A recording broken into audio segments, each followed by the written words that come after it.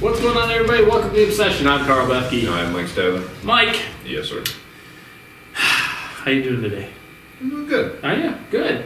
Very good. Been a busy morning. Yeah. Pretty productive here on the BMR. Yeah. Something wild going on over there. How's the camera? Jeez. Nice. Question for you. I might have an answer. Well, there's kind of a few things to go along with this, but is it better to use mock scrapes for intel or hunting? One podcast, these guys were using mock scrapes more for intel than hunting, and that's from Ryan.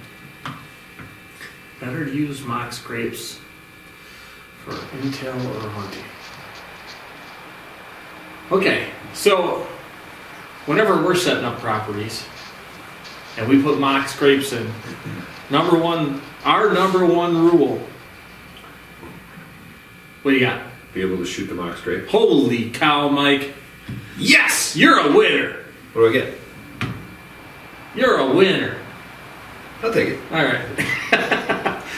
I would never set up a mock scrape I couldn't utilize for hunting. To me, if I'm going to take intel on deer, it's basically going to be food plots.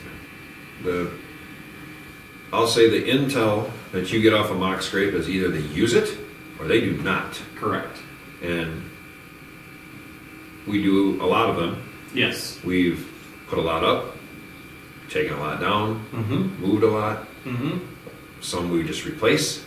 Correct. Because they get used constantly and they get broken. I have three. We have, prime example, the mock that we had put between Flyer and the campsite plot a couple years ago. Yep. Had a camera on it.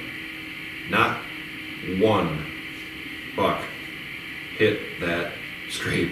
Yeah. Only 20 yards from the stand, and that's where I killed my buck. Yeah. Now we moved that scrape down below. Yeah. And every deer hit it. Yeah. 40 yards the other way.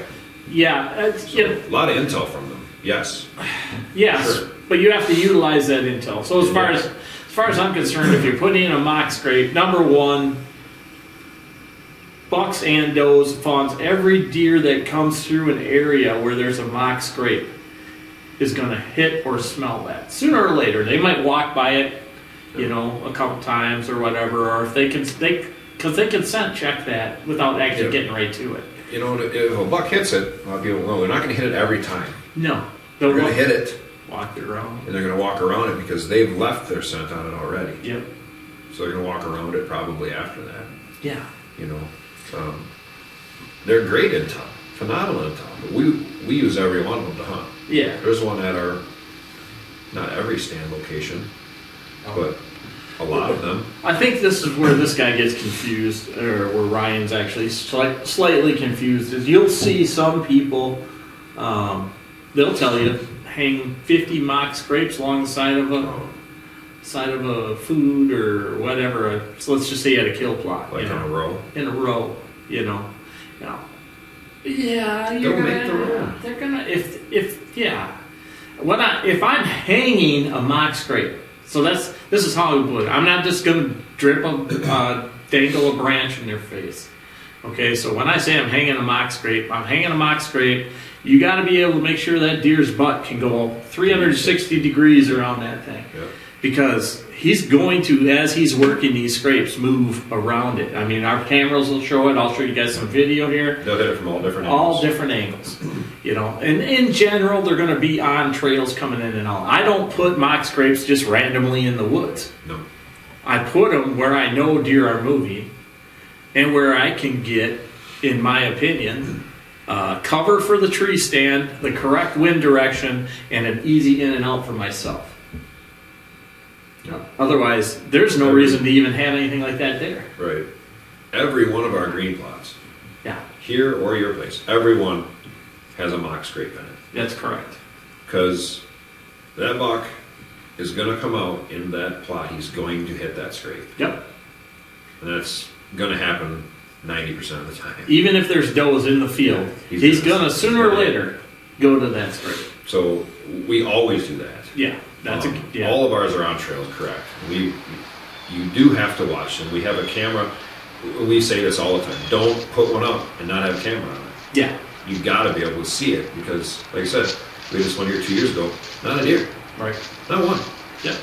And there was deer above it all the time. Yep.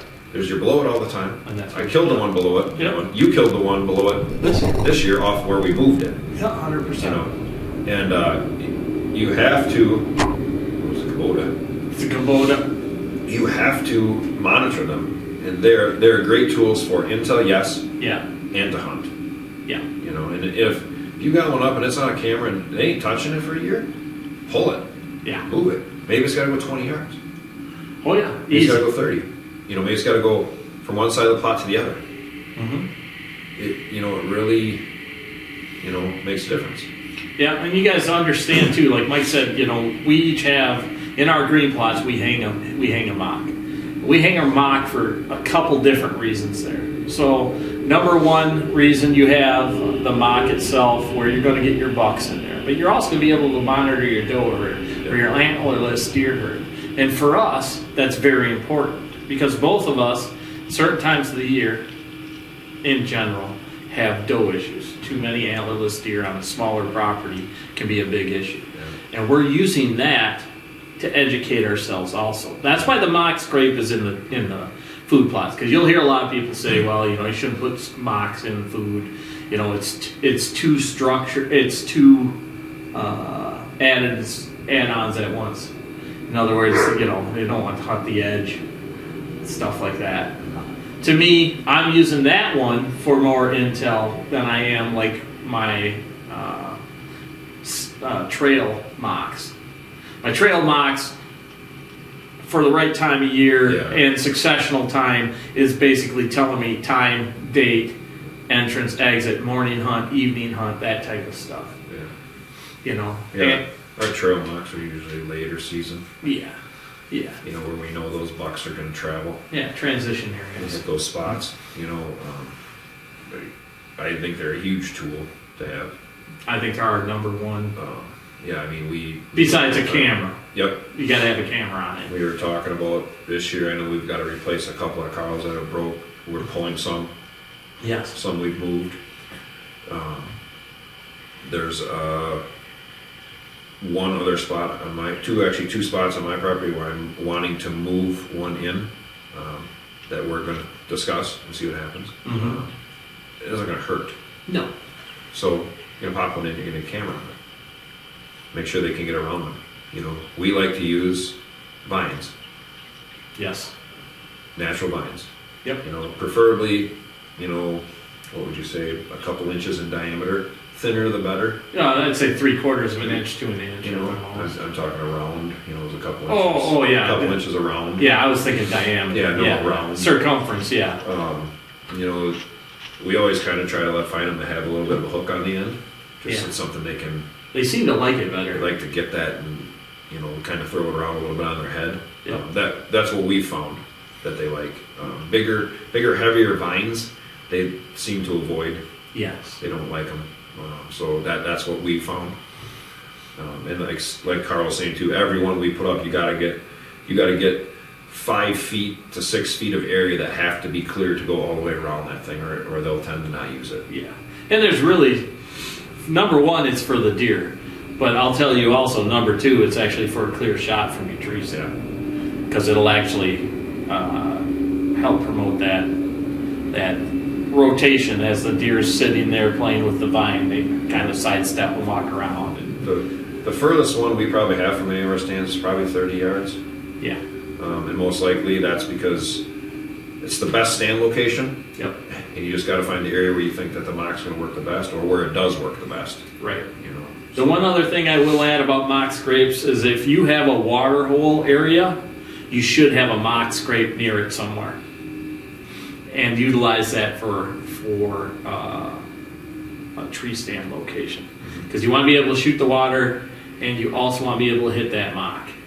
Water and mocks go together well, because most of the time the water is someplace secluded where the deer will hit when it becomes the right time of year. So I'm saying late October into early November in our area, where the bucks are, beginning that chase phase and whatever else, they will stop and hit water more. And during the rut, they hit water whenever they have the opportunity. If they're coming by it, they'll actually take the time to stop at water.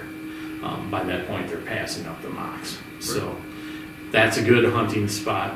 But if you have water, have a mock scrape nearby. I mean, we put 2 ponds in here at Mike's. The one on the east side, I looked at it today, and it amazed me how much they were hitting that mock right there on that trail. Yep. And I said something to Mike about it. And we have a stand, 22 yards from it. And I tied that thing in there late last year. Yeah. On a new pond. Yeah.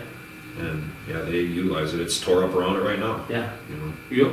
And they will use that, just so you're aware also, they'll use that 365 days a year. Yep. I mean, I've got pictures right now of antlerless bucks because they've dropped their antlers. It's early March here. And they're in there still playing with the mocks. The does coming by, last year's fawns. Everybody's still communicating with those mock scrapes. So, number one use. Yeah, buddy. We appreciate the question, Ryan.